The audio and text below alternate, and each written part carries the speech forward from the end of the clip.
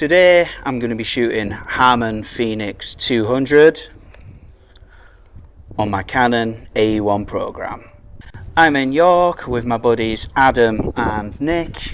These two guys have shot Harman Phoenix 200 before, so they're going to give their honest opinions on this film stock and show some example photographs. So I've shot 3 rolls of Harman Phoenix in 35mm before. So when they released it right at the end of, I think it was 2023, you could buy a maximum of 3 rolls from different dealers. So I got 3, and so I decided that would be my Christmas of Phoenix. And so I shot each roll in a different camera. I shot it in a Canon EOS 650, so that's an automatic SLR. I shot it in my Minolta X300. Both of those cameras have now died, very sad. And I shot it in a completely no controls point and shoot little Helena camera.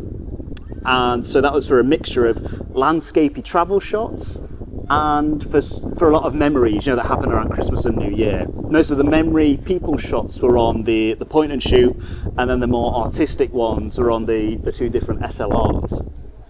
And I think lots of us had seen what Phoenix was supposed to look like. I think we were expecting high contrast, not a great amount of latitude and high saturation. So at least I knew that going in. So when I got the scans back, after shooting it on these 3 different cameras, I found that, the default scans were exactly what I expected.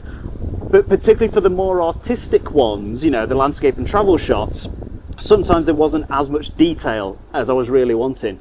But then I was really pleasantly surprised that even though I just got JPEG scans back from the film lab I used, by bringing up the shadows, and I think also by boosting the vibrance, so the colours that weren't that prominent, I made them a bit more prominent, I was actually really impressed. So for me, what I think Phoenix works really well with is, as I said, like the landscapey travel shots, where particularly in UK weather, particularly at winter time, so unlike today, we're shooting in the middle of summer, where there's not a huge amount of contrast around, because Harman Phoenix is such a contrasty film, it gives you a lot of punch and adds a lot of drama to the images where there might not have been there originally, and I absolutely love that.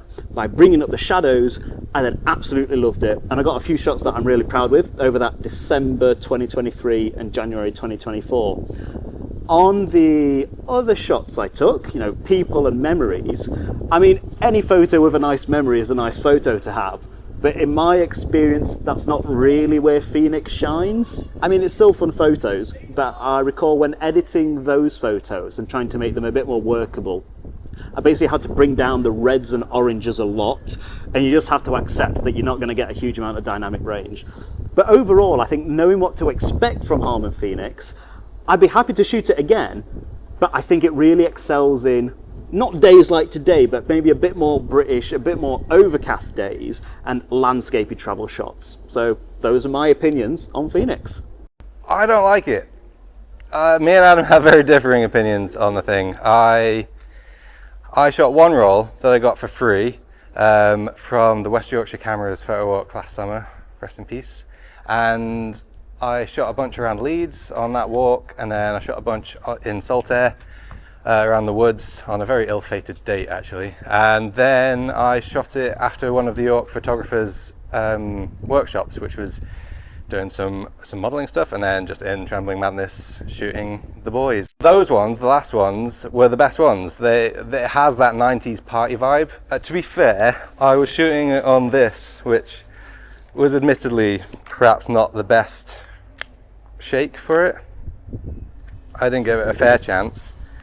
This is my no flash, no party camera, but those were the best ones, and the shots around Saltaire were just flat. Like, it was an overcast day actually, and it was kind of greenery, and everything was just a bit sad looking, to be honest. The Leeds ones had that kind of high contrasty, punchy colours, and it looked good, ish, but there was no detail really in any of the shots, and the landscapey kind of stuff that I was trying to do just didn't do it for me. So yeah, I'm not a fan of it. I don't think I'll ever shoot it again, to be honest. Although I will say, I scanned all of my stuff myself, and so I was kind of happy with like the interior shots from Trembling Madness, but the the landscapey shots, they just look dull. And if you can shoot anything else, that would be my recommendation.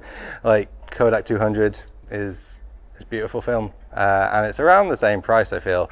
Don't get me wrong, I love what Harman did. It's cool that it exists, and I have no complaints on that front, but it's just not for me.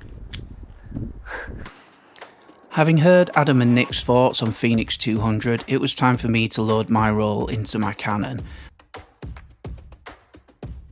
We set off for a walk down the riverbank and bumped into a lovely couple that showed us around their boat. Then continued down the riverbank and I took more images of the boats. I was shooting this roll at ISO 125 to overexpose slightly, and I think this worked really well. I absolutely loved the colours. After shooting on the riverbank, we set off for a walk around the city walls and I captured some more images. The film was developed by Take It Easy Lab in Leeds, and I scanned the negatives myself using my Sony A7 III, and then I used Negative Lab Pro, the Lightroom plugin, to edit the photos. I didn't feel the need to over-edit them, and I was pretty much happy with the results with a basic conversion. Naturally, we ended up in the pub for pints and pizzas, and that was the end of the day's shoot. After shooting everything that you've seen in the video so far, including Adam and Nick's thoughts on Harman Phoenix 200, it was announced to the film world that Harman would be releasing Phoenix 2. At this point, I've shot a dozen photos which you've seen so far in the video, so where do we go next? This was going to be a dedicated Harman Phoenix 200 review video, but now this little film stock's hit the market. What I'm going to do is I'll continue shooting the Harman Phoenix 200 in my Canon AE-1 program. I'm going to pop the Phoenix 2 into my Canon A1. We'll be able to compare the two film stocks. Let's continue with the shoot. Here we go.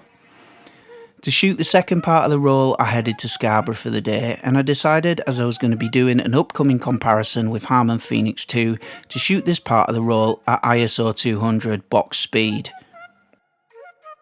Shooting at box speed on an overcast day gave this film stock a completely different vibe, and I wasn't expecting how different the photos would be from the first part of the roll shot on a sunny day compared to the second part of the roll shot on a more overcast day. I was pretty pleased with the results from my first time shooting Harman Phoenix 200. I don't think it's an everyday colour film stock and does definitely lend itself to certain scenes or situations, but I would be interested to try it again. Saying that, I had a roll of Harman Phoenix 2 in my pocket and I was eager to load that into my Canon A1 and do some comparison shots. If you've enjoyed this video of me shooting the original Harman Phoenix, subscribe to my channel, because as I mentioned earlier, I picked up some of the Phoenix 2 and I've done some A/B comparison shots, and I'll be showing you those in an upcoming video. So thanks for watching, and I'll see you in the next one.